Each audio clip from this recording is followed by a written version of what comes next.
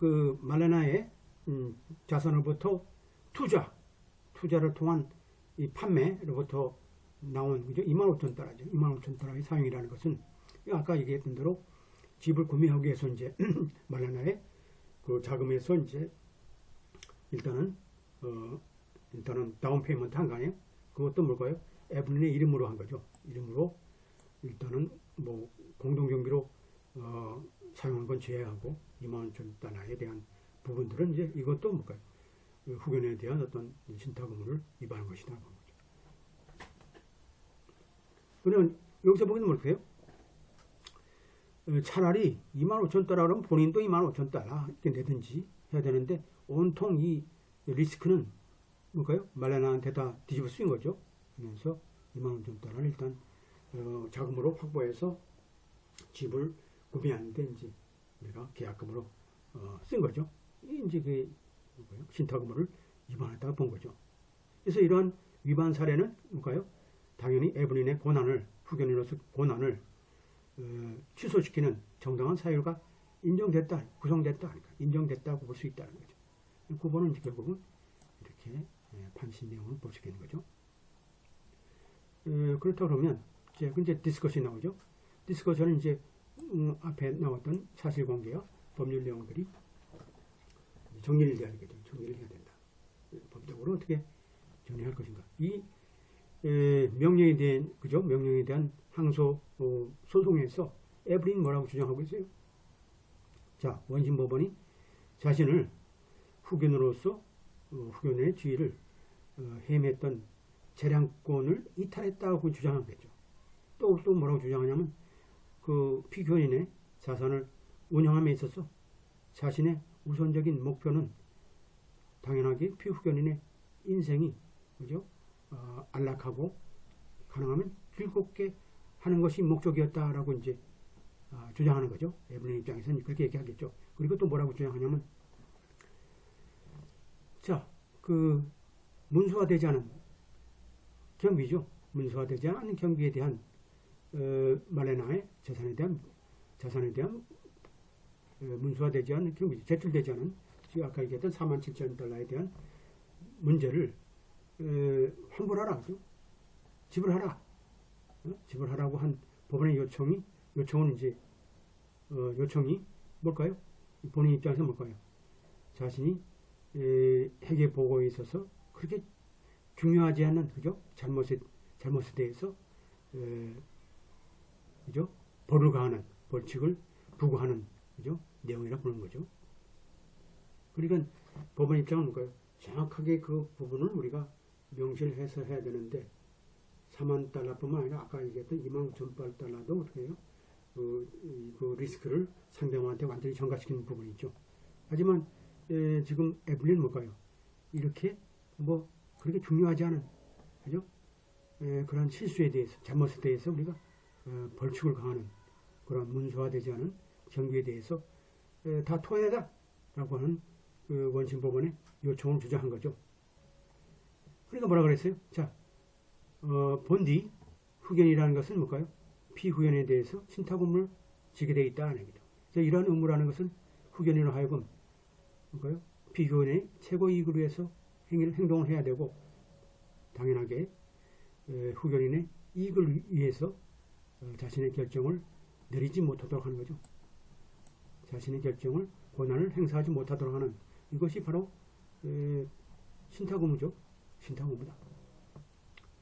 근데 후견이라는 것은 이러한 의무를 위반할 수 있다는 얘기죠. 그 행위를 통해서 혹은 경시, 무시, 그죠? 어떤 내가 뭘까요? 액션이라는 뭘까요? 스스로 어떤 행위를 했다든지, 그죠? 그러니까 자기라든지 부작이라는 거죠. 자기나 부작위에 의해서 우리가 그 의무를 우리가 위반할 수 있다는 얘기죠. 그 뭘까요? 그러한 자기나 부작위의 어떤 후견인의 행위 자체가 피후견인을 그죠? 불이익을 준 경우, 해치는 경우죠. 했다 그러면 그런 거죠. 그래서 그럴까요? 이러한 신탁이라는 것, 의무라는 것은 결국은 피후견인을 우리가 해를 줄 수 있다. 결국은 재정을 잘못함으로써 미스매너지먼트가 재정을 잘못 관리함으로써 그리고 피후견인의 육체적인 어떤 안녕을 어떻게 돼요? 무시하는 거죠. 뭐 등한시함으로써 혹은 유사한 행위를 통해서 우리가 이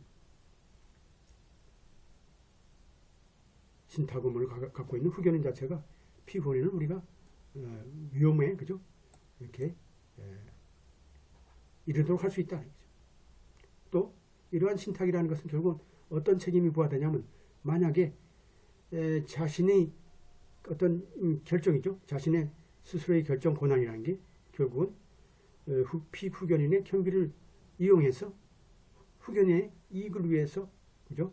결정을 내렸다 그러면 당연하게 신탁이라는 것은 결국 그 부분에 대해서 책임을 당연히 지도록 되어 있는 거죠.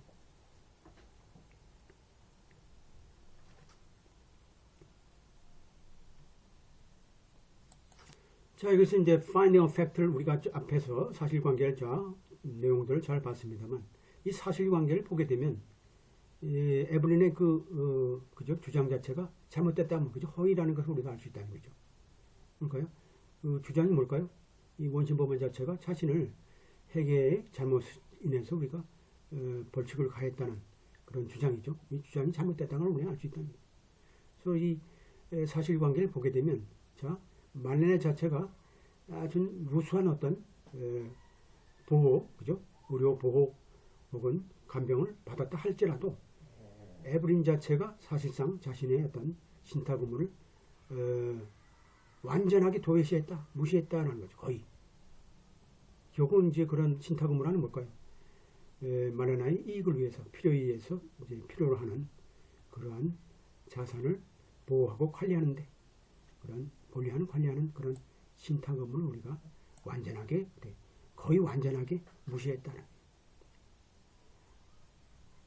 대신 에블린이 어떻게 됐어요? 에블린 입장에서는 자신의 어떤 그죠? 자신의 이익을 위해서 자신의 서포트를 위해서 보호를 위해서 자신의 안녕을 위해서 후견인의 자산을 이용했다는 거죠. 이용했다. 따라서 뭘까요? 원신법원의 재량권의 이탈이라는 것은 남용이라는 것은 있을 수 없다. 그렇지 않다. 원신법원의 명령 자체는 아주 명백하게, 그죠? 명백하게 잘 사력 있게 구별했다는 거예요. 어떤 구별했냐면 경비를 우리가 이제 이러한 경비, 말라나의 필요에 쓰였던 경비 그리고 사실상 공동 경비에 공정한 배분에 사용됐던 경비 그리고 정당성이 존재하지 않았던 경비 이 세 가지 경비로 이렇게 원신법원에서 명확하게 그 회계의 내용들을 구분해서 우리가 제시했다는 거죠. 따라서 뭘까요? 원신법원의 재량권의 이탈이라는 게 남용이라는 게 존재하지 않는다. 어떤 경우에 원신법원이 명백하게 또 특히 그러한 사실들을 우리가 명시한 경우 뭐가요? 당연하게 뭘까요? 법의 결정 내용을 뒷받침할 만한 그 사실을 명백하고 그죠? 구체적으로 명시했다. 그런 경우는 우리가 이러한 재량권의 이탈 행위는 없다고 보는 거죠. 상급법원에서 볼 때는 없다.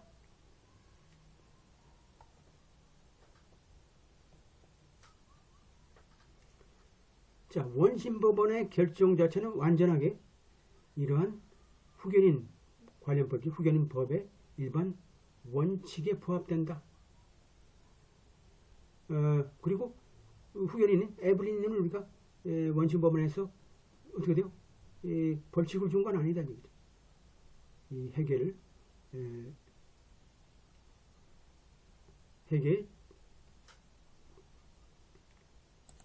회계의 미세한 잘못에 대한 그죠?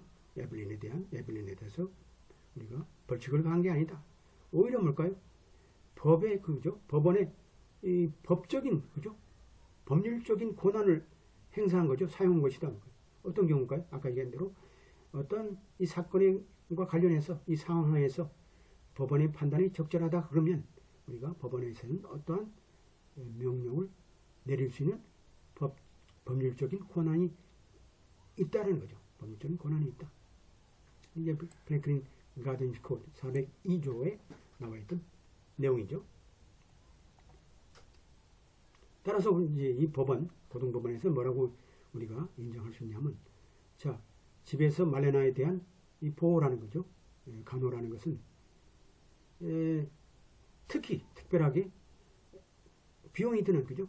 뭐 어떻게 보면 이제 거의 이제 출생에서 이런 그 출생과 관련된 그런 영구적인 이제 장애죠. 당연하게 이제 비싼 그런 아주 돈이 많이 드는 그런 작업일 수 있다는 얘기죠. 업무일 수 있다.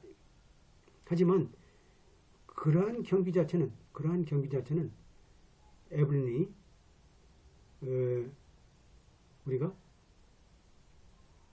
어떤 경비가 필요하고 또 말레나의 개인적인, 그죠? 필요에 의해서 우리가 관계가 있는지, 그죠? 그 경비가 있는지를 증명할 수 있는, 입증할 수 있는 그 의무 자체를 우리가 에블린이 면책받는 거 아니다. 면책받는 거 아니다. 그러니까 면제되는 거 아니다.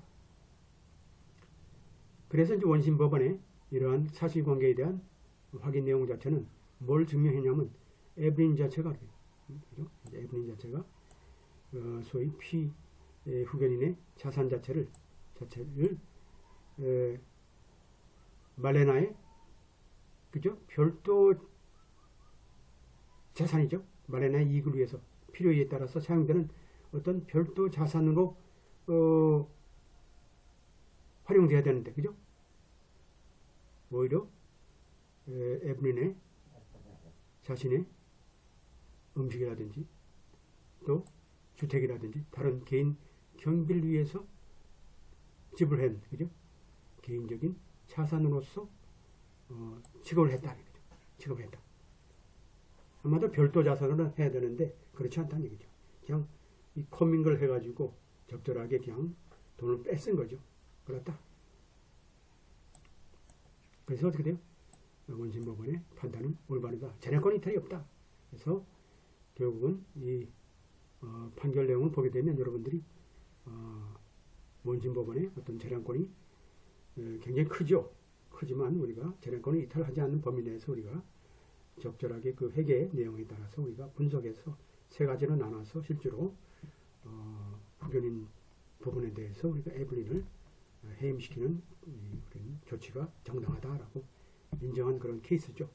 굉장히 그 중요한 케이스니까 여러분들 특히 이제 위런 트러스트 같은 경우 특히 뭐 재산권과 관련된 부분들 또 후견인과 관련된 부분에 대해서는 여러분들 또 용어 자체가 굉장히 생소할 수 있기 때문에 여러분들이 보면서 충실하게 우리가 이 판례에서 나온 어떤 내용들을 적절하게 우리가 인지하고 우리가 판단을 하는 것이 굉장히 중요한 사항이라고 볼 수 있겠습니다. 그래서 뭐 유사한 케이스지만 지난번에도 뭐 위렌 트러스트에서도 유사한 케이스를 우리가 공부를 했습니다만 이제 여러분들이 스스로 이제 판례를 보고 판단하고 이해할 수 있는 그런 수준까지 이제 끌어올려야 되겠어요. 그래서 13주차는 여기까지 하고 14주차 이제 마지막까지 한번 달려보는 걸로 하겠습니다. 여러분들 오늘 수업 또 경청하신다고 고생 많으셨습니다. 또 특히 스트리밍 방식으로 하다 보니까 여러분들이 적절한 시기에, 그죠? 편안하게 여러분들이 공부를 반복적으로 할 수 있기 때문에 제가 한 3일 정도 여유를 주니까 여러분들이 충실하게 공부를 할 수 있을 것 같아요. 모르는 부분들은 사전 찾아가면서 공부를 하고 여러분들 즐거운 휴마를 제가 기대하겠습니다. 감사합니다.